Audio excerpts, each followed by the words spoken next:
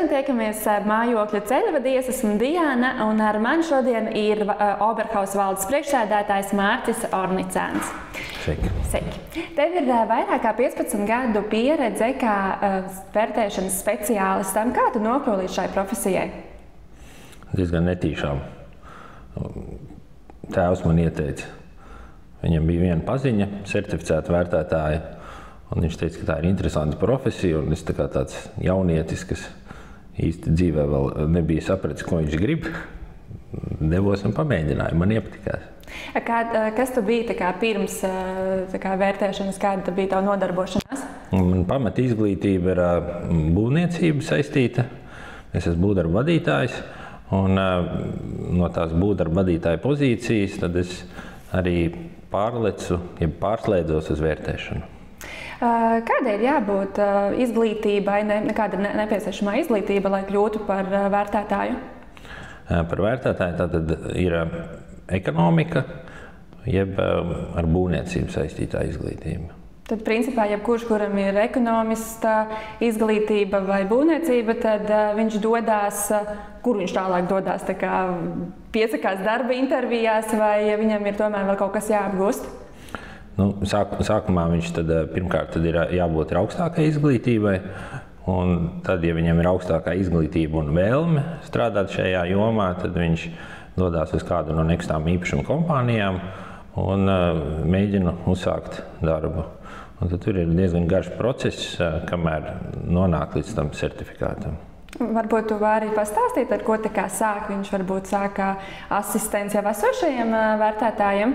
Viņš primāri atrod sev kuratoru, jeb prakses vadītāju, un tad tālāk nokārtojot starta pārbaudījumus Latvijas īpašuma vērtētāju asociācijā, viņš var saņemt vērtētāju asistenta statusu un tad uzsākt savas pirmās gaitas vērtēšanas jomā. Un tad tālāk, kad vērtētājs jau ir 3 gadus jau pastrādājis, tad viņam ir tiesības pretendēt un kārtot vērtētāju eksāmenu.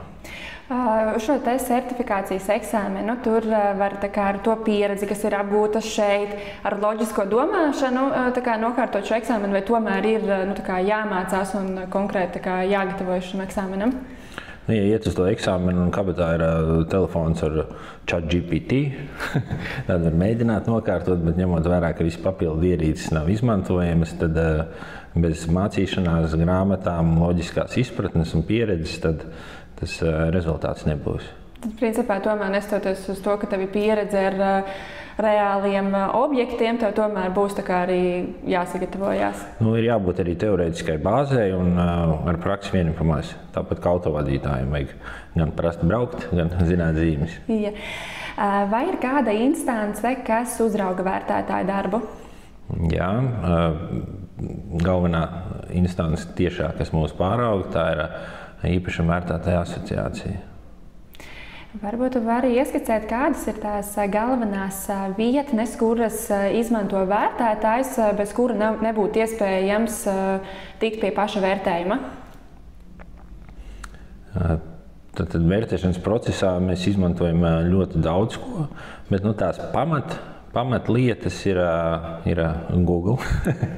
Jā, tur ir, gan Google Maps, kur mēs atrodam karti, kur atrodas gan tas Street View, kur ir skati no ielas, SS portāls, tad jau ir specializētākas lietas, kas ir pamats visur ir kadastrs.lv, kur tiek reģistrēta visa pamatinformācija par visiem nekustamiem īpašumiem, kas mums ir Latvijā.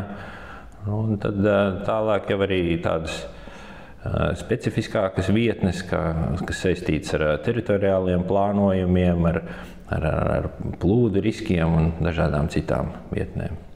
Un, protams, SS, tas ir galvenais arī rīks. Cik aptuveni laika aizņem tāda viena vērtējuma sagatavošana no A līdz Z, no apsekošanas un līdz pat gatavam vērtējumam? Nav tāda vienota tāda laika parametra. Principā tas ir ļoti atkarīgs no tā, kāds īpašums tiek vērtēts. Ja ir tādi vienkāršāki vērtējumi, kas mums parasti ir dzīvokļi, Pie dzīvokļiem tas visvienkāršākais, tas ir sēriju veida dzīvoklis.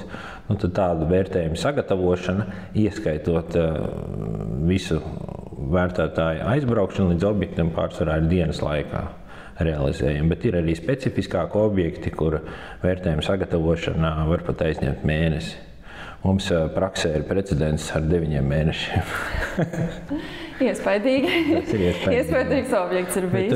Tur bija dažādas citas aizkavēšanās ar dokumentāciju, bet tas starts un beigas tas bija 9 mēneši.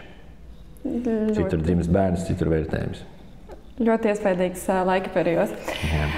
Ko tu ieteiktu cilvēkiem, kuri grasās pārdot savu nekustamo īpašumu, tas varētu būt šajā gadījumā dzīvoklis, un viņiem vērtējumu veikt pirms dzīvokļa remontu un tad pārdot, vai vispirms izremontēt dzīvokli un tad novērtēt un uz pārdošanu? Tas ir tāds arī ļoti diskutabls jautājums, un tur ir, kas vienam ir zāles, tas otram ir inde. Un, šajā gadījumā es pirmām kārtām ieteiktu sazināties ar nekustamā īpašuma kompāniju, vai tas ir labākā gadījumā, tas ir īpašuma mērtētājs vai arī kāds starpnieks, brokeris, kas, teiksim, varētu iepazīties jau detalizētāk ar to jūsu īpašumu, ar esošo tehnisko stāvokli, un tad sniegt savas rekomendācijas. Jo ir īpašumi, kur ir vērts ieguldīt naudu, un ir īpašumi, kur labāk neko nedarīt un atstāt tāds, kāds ir. Bet te ir tas galvenais ir uzsvars uz to, ka vajadzētu to speciālista konsultāciju vispirms. Tad, principā, jebkurā gadījumā uz pārdošanu būtu vēlams sazināties ar vērtētāju un no viņu pieredzes un prakses saprast, kā labāk rīkoties.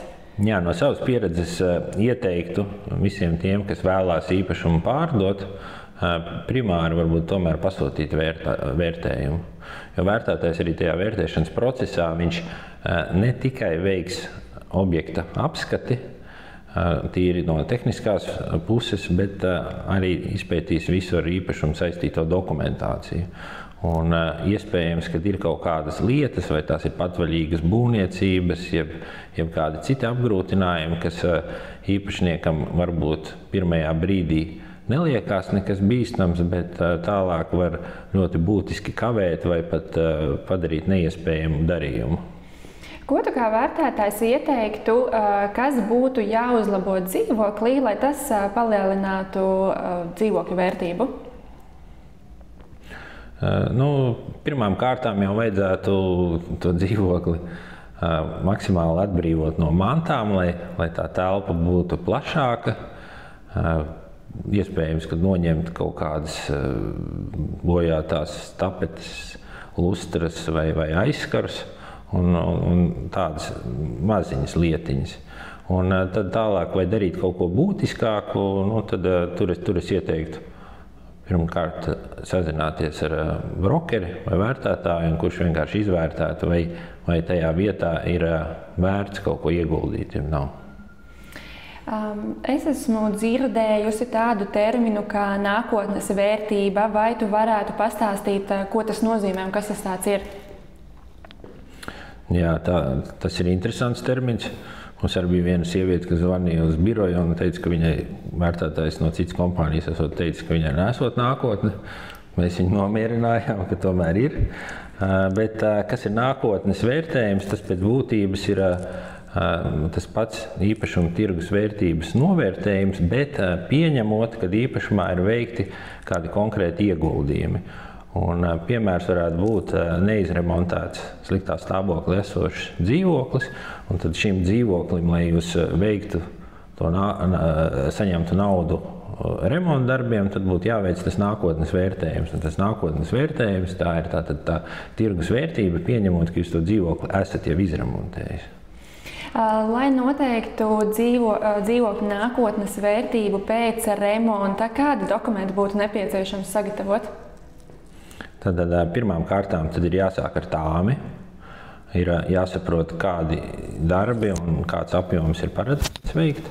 Un tad vēl būtisks jautājums ir par to, vai pārbūves procesā tiek skartas sienas vai kaut kas tiek pārbūvēts nesošās, nenesošās, un tad izejot no tā, tad ir jāskatās, kāda projekta dokumentācija tur ir vajadzīga. Vai tas ir vienkāršotā veidā, kā apliecinājuma karte, jeb kaut kas sarežģītāks, kas jau skar projekts.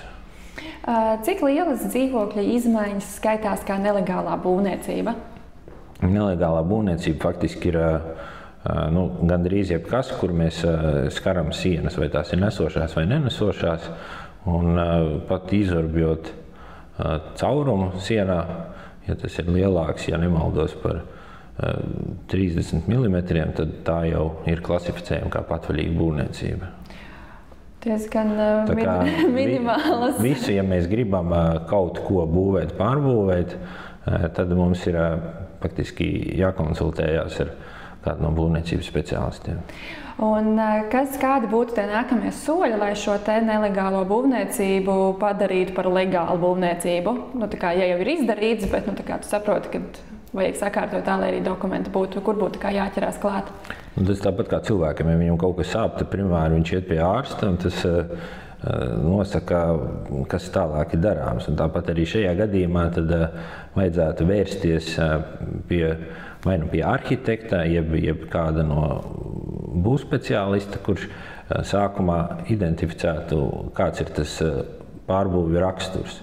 Jo tās pārbūves arī dažādas ir. Tādas, kas skar nenesošās starpsienas un kas ir relatīvi viegli sakārtojamas, un ir tādas, kas skar jau nesošās konstrukcijas, jeb koplietošanas inženieru komunikācijas, jeb ēkas fasādes, kur ar saskaņošanu nebūs tik viegli, jo ir jāizstrādā pilns projekts pārbūves, un šajos gadījumos parasti ir nepieciešama arī kopīpašnieku piekrišana, kas ir tāds ļoti trikī jautājums. Sanāk tad principā pēc būtības nevis vispirms izdarīt un tad domāt, kā sakārtot dokumentus, vai tomēr vispirms sakārtot dokumentus un tad izdarīt? Vienmēr jau labāk ir 7 reizes nomērīt un tad griezt, bet ja nu reiz tur tas gadījums ir tāds bijis, tad prātīgi būtu uzaicināt speciālistu, lai viņš novērtē to esošo situāciju, un tad atbilstoši tam konkrētajam gadījumam, tad arī, izstrādāt to ceļa karti, kā tālāk rīkoties. Tu minēji par to, ka ir tāmas nepieciešamas, bet, ja piemēram nekustamiem īpašumiem dokumentācija ir no 90. gadiem, tāmas projekti, vai viņi derīgi mūsdienās, vai tomēr ir papildus nepieciešams vēl kāda dokumentācija, apstiprinājums, kaut kas no būvvaldes vai saskaņots, jebkas, kas būtu vēl papildus vajadzīgs, ja dokumenti tikai no 90. gadiem? Principā, ja mēs runājam par pārbūves dokumentiem, jeb kaut kādiem projektu dokumentiem, tad 90. gadi un šobrīd ir 2025. Tad visas būvatļaujas jau sen ir beigušās. Un tas esošais vēsturiskais projekts, tas daudzos gadījumos var būt par pamatu, lai atjaunotu vēsturisko būvniecību, bet derīgs viņš noteikti nebūs. Un, kas attiecās uz tāmēm, tad tāmes, protams, arī ir jāaktualizē. Tas, kas būtu vēlams, ka tās tāmes nebūtu vecākas par pusgadu, jo tāmes, kas ir no 90. gadiem, tad bieži vien tur ir tādi materiāli, kas jau sen būvniecības tirgu nav pieejami, nav moderni, un cenas iespējams ir kapekās vai rubļos, kas arī nav aktuāli. Ja tā kā nekustamajam īpašumam būtu nepieciešama tāme, kurš ir cilvēks vai instance, kas to sagatavo? Tas ir vērtētājs vai tomēr kāds cits? Vērtētāji negatavo parasti praksē tāmes.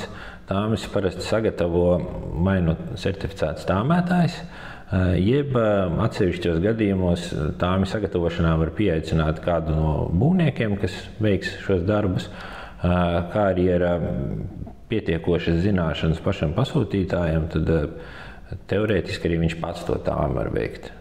Principā mēs zinām, ka šobrīd mūsdienās ir ļoti aktuāls mākslīgais intelekts, vai ChatGPT var sagatavot šo tāmi, vai vismaz palīdzēt sagatavot? ChatGPT var visu palīdzēt, bet paļauties un dzīvot uz viņa sagatavotās tāmas, tas nebūtu pareizi. Tad tomēr būtu jāmeklē speciālisti, kas varētu šos dokumentus sagatavot. Jā, tās mūsdienu tehnoloģijas viņas var atvieglot procesus, bet paļauties un visu nodot uz viņām, tas nav labi. Vai dzīvokļu nākotnes vērtība būs iegādes vērtība plus tāmas vērtība? Es teikšu, ka nē. Un šis ir tāds klupšanas akmenis parasti arī visiem, kas kaut ko vēlās vai nu būvēt, vai nu remontēt, jo cilvēki parasti uzskata, ka ir tā iegādes summa plus būvizmaksas un ka tā nākotnes vērtība tā būs vai nu vienāda ar šo formulu, jeb augstāka. Bet praksē ir tā, ka tā nākotnes vērtība pēc būtības un pēc definīcijas tā ir tā īpašuma vērtība, pieņemot, ka tie ieguldījumi īpašumā jau ir veikti. Un vērtētājiem un arī, teiksim, tiem potenciāliem īpašumu pircējiem, viņiem nav svarīgi, cik jūs esat iztērējis to naudu remontam. Viņam ir svarīgi, kāds ir tas gala produkts, kad viņš ir izremontēts. Vai, teiksim, ir izmantot atbilstošas klases materiālu, vai veikts ir tas apjoms, kas tajā tāmē ir paredzēts, bet cik tas ir izmaksājis, tas šobrīd ir otršķirīgi. Un tad līdz ar to parastas grābeklis, kur cilvēku uzkāp, ir tāds, kad nepieciešams veikt, tātad grib cilvēki ņemt kredītu remontdarbiem, viņi vēršās pie būvnieka, būvnieks padzird vārdu banka, viņam dolāru zīmītes acīs, un viņš to tāmi mēģina uztaisīt maksimāli augstu, respektīvi augstāk nekā ir tās faktiskās izmaksas. Un tad tajā mirklī tā tāme tiek iesniegta vērtētājiem. Vērtētājs, protams, izvērtē un ņem vērā tos darbus, kas tajā objektā tiks plānoti, un nosaka to vērtību. Un realitāte ir tā, ka tā nākotnes vērtība viņai ir zemāka starp to īpašumu, to šodienas vērtību, kas ir pirms remonta, un tās būvniecība izmaksas summas. Respektīvi, sanāk, ja iegādes vērtība plus tāma būtu, pieņemsim, 100 000, jā, bet vērtētājs to nākotnes vērtību novērtē, teiksim, tikai 80. Un tad parādās tie 20 000 deficīts, ko šajos gadījumos arī bankas parasti saka, kad jūs ņemat naudu remontam, bet redzat, tas īpašums nebūs tik vērtīgs, parādiet, ka tā starpība 20 000 jums ir. Un tad tālāk mēs no tās nākotnes vērtības jums kaut ko finansēsim. Un tad parasti sākās klientiem lielas problēmas, jo tā nauda viņam, protams, nav. Tur viss ir mākslīgi sarakstīts vai izdomāts. Un tad viņi cenšas tās tāmes labot, pārtaisīt un kaut kādus darbus mainīt. Un finālā tur ir pazaudēts laiks un iespējams arī pats īpašums. Līdz ar to es ieteiktu tās tāmes taisīt objektīvas, reālas, tādas, kādas viņas ir, ne zemākas un ne augstākas. Šajā gadījumā tas kā remontam bija paņemts, ja, piemēram, es pati varu veikt remontu dzīvoklī, bet tas nesagādātu problēmu, tā kā darba tur variantā vēl kaut ko, man arī ir nepieciešama tāme. Jā, mūsdienas sievietes viņas var visu, gan strādāt, gan remontēt, gan bērnus auklēt, bet realitāte ir tā, ka jāņem vērā, kad teiksim, tā nākotnes vērtība, ko mēs nosakam, un tās izmaksas, kas tajā projektā ir paredzētas, kad banka piešķirot naudu, viņa rēķinās ar to, ka iespējams, teiksim, tajā procesā jums būs, nezinu, slimības lapa, un jūs to remontu nevarēsiet pabeigt, vai arī nespēsiet maksāt kredītu, un tad to īpašumu banka pārņems. Un tad jau tie nākamie cilvēki, kas nāks, viņiem varbūt nebūs tāds talants, viņiem nebūs brīvais laiks, viņi nespēs to remontu veikt, un viņi maksās jau tirgus cenu.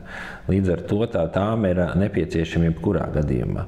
Arī tiem, kas paši remontē, vai, teiksim, tā kā jūs, jeb tur vīrieši ar zelta rokām, kas ir arī diezgan izplatīti vēl šobrīd pie mums, bet tā tāma ir nepieciešama.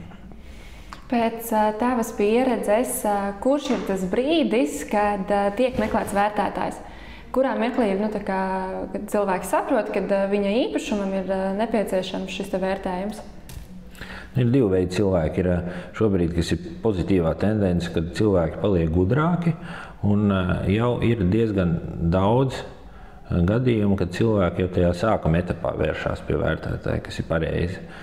Bet pārsvarā tas lielākais vairums gadījumu ir tad, kad viņi pie vērtētāja nāk, kad jau ir pats noslēgums darījumam, kad ir atrasts pircējs, ir vienojušies par cenu, un tas vērtējums ir nepieciešams vienkārši kā viens no dokumentiem, kā pamata nākamajam īpašuma ieguvējiem izsniegt kredītu. Bet tas nozīmē, ka tu pat arī ieteiktu cilvēkiem, kuri pērk īpašumu, neskatoties, vai tas ir bankas kredīts vai no saviem līdzekļiem, ka tomēr ieteiktu šo vērtējumu novērtēt.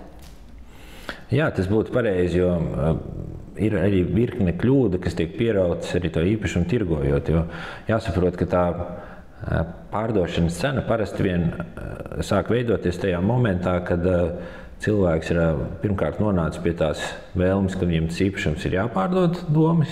Tad viņš tālāk, ko viņš dara? Viņš iet uz SS, un SS atrod kaut ko līdzvērtīgu, kas viņam liekas viņa objektam. Un tad viņš vienmēr pieliek kaut ko mazliet klāt ar domu, kad iespējams kaut ko varēs nokaulēt.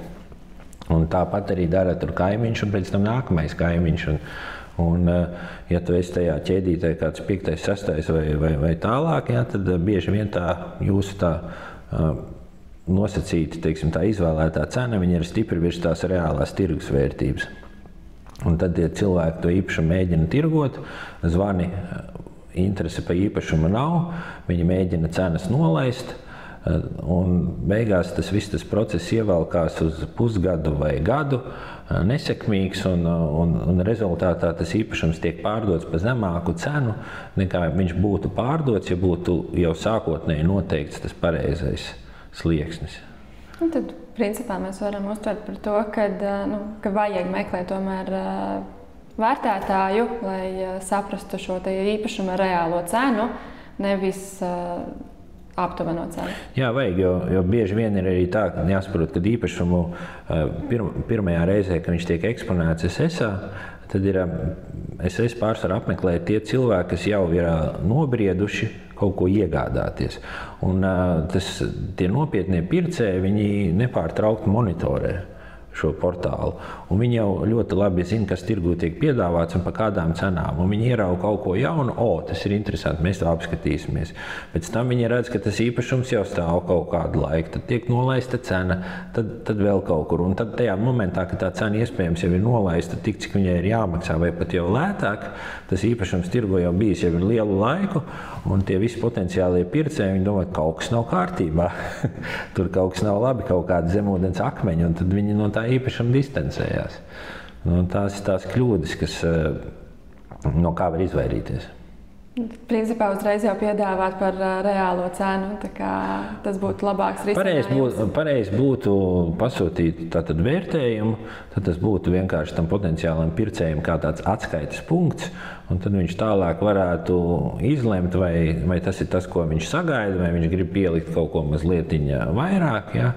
Un jāņem vērā, ka arī īpašuma iegāde 90% gadījumos faktiski ir ar bankas starpniecību. Un līdz ar to arī tiem potenciāliem pircējiem viņiem tas vērtējums būs vajadzīgs.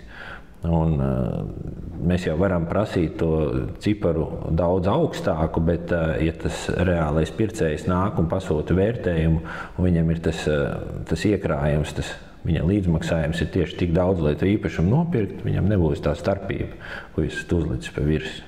Līdz ar to tas darījums var tāpat nenotikt. 15 gadi nozarē tas ir ļoti ilgs laiks. Noteikti ir jābūt kādam ļoti interesantam objektam, kas ir palicis atmiņā. Varbūt var pastāstīt par to? 15 gadi tas tāds, es teiktu, ka tas nav ilgs laiks, jo, ja mēs skatāmies uz to vērtētāju saimi, jeb cumfti, kas mums ir, tad es esmu viens no jaunākajiem vērtētājiem. Pārsvarā tie kolēģi ir daudz vecāki un viņa pieredze ir lielāka. Bet par tādiem interesantiem objektiem, jā, mums ir bijuši dažādi objekti. Gan kultūra vēsturiski, gan ostas, gan arī, teiksim, tie ar objektiem saistītie cilvēki, īpašnieki, kaut kādi apgrūtinājumi. Tur ir diezgan daudz stāstu. Principā, ja būtu jāizvēlās starp vērtējumiem, ir komerci īpašums, ir mājas un dzīvoklis. Kas tev pašam kā vērtētājam liekas visinteresantāk? Kas ir interesantākais? Es teiktu tā, ka tajā vērtēšanas profesijā ir jauki un labi un interesanti, kad var vērtēt dažādus objektus, un ka katrs objekts ir savā ziņā unikāls. Un ka tas mūsu darbs nav no 8 līdz 5 birojā, un kad mēs redzam gan vienus cilvēkus, gan vienus objektus, gan savādākus, un mēs pārvietojamies. Ir tā dinamika, ka var pārslēgties no viena uz otru. Tas ir interesanti. Darīt vienveidīgu darbu, tas nav interesanti. Labi, bet ir tā kā mēs varam teikt, kā ir principā ir Rīgā, un tad ir par reģioniem.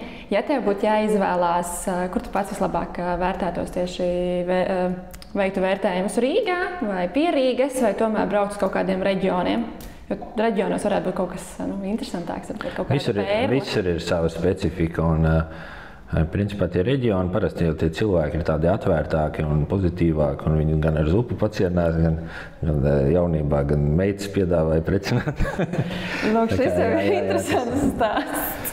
Reģioni ir tādi interesantāki, jā. Rīgā parasti cilvēki ir vairāk darījumi cilvēki. Darījumi cilvēki, viņi ir noslēgtāki, un šobrīd arī ir ar visām jaunajām tehnoloģijām, ar e-parakstiem, ar attālinātajiem darbiem, un arī tas mūsu darbs ir tāds, ka bieži vien mēs tos vērtējumu pasūtītājus nemaz acīs neredzam. Ar to mēs tādu vientuļu klīstam pa objektiem. Paldies tev par interviju. Tad noteikti tiekamies nākamajā epizodē Mājokļa ceļvedis. Paldies!